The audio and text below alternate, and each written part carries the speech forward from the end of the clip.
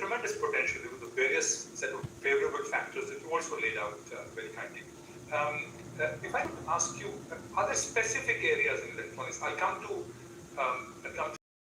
semiconductor next question, but are there specific areas in electronics manufacturing that because you can't do everything in GVCs, you want to perfect and do some things really well and big. What are those you sort of have in your vision and your team? Look, I think the way I see it and the way the government of India sees it is that we have some tailwinds that are driving our digital economy. The internet and the growing internet adoption, digital adoption amongst Indian consumers is fueling a market for digital products and services that we have to leverage as we build our electronics ecosystem. So, for example, the go-to very intuitively was electronics devices, and that is why we have Apple here, Samsung here, and all of the big players that are manufacturing devices. If you expand that and see the other areas that naturally fit into this growing of the internet economy and the digital economy, what falls into new categories are IT, hardware, digital tablets, devices, as the education sector explodes with the new education policy, servers as public cloud storage requirements grows with the growth of the internet. So you will see that there is a natural progression of these products.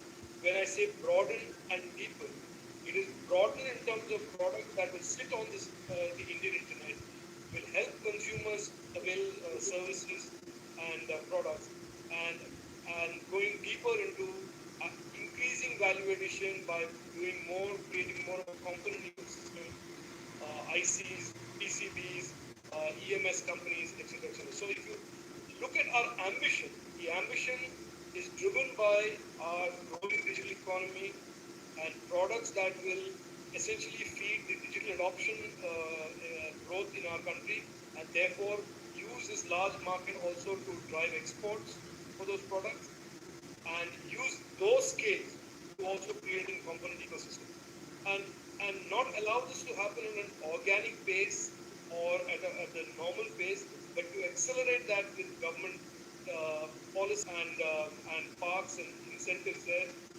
and doing that in a manner so that this whole process is accelerated and delivers in the next 2 to 3 years rather than play itself out in the next 5 to 6 years.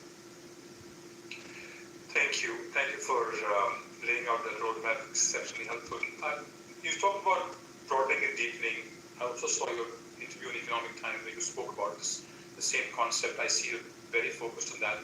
And that brings me to the point that you briefly mentioned, and let's talk more about deepening, but it also has a massive impact on the overall economy. It goes beyond electronics and aviation into automobiles, is the issue of semiconductors. For years we have spoken and we've discussed the possibility of owning and installing semiconductor capacity in fabs. But from everything we read now and hear, more recently, over the last 2 months, since you've taken over, there's a very strategic focus in this space now. Could you describe a little, to the extent possible right now, since it's early stages, how do you see, what do you see the importance of this, why this focus, but also how do you see this will play out over the next few years? What is it that you can share with us, any timelines, and how can the industry again engage in this very, very important national endeavor? So this is a goal that the Prime Minister Narendra Modi ji had articulated many years ago. And as a matter of fact, he actually talked about a fab and semiconductor ecosystem in India even in the pre-COVID time. And so therefore, this is, in our opinion, in my opinion, this is an ambition that we had even before COVID, and post-COVID, this ambition and this desire to create, to ensure that we have significant semiconductor capabilities in India and to grow those and create champions in the semiconductor space is become a little bit more urgent and much more focused.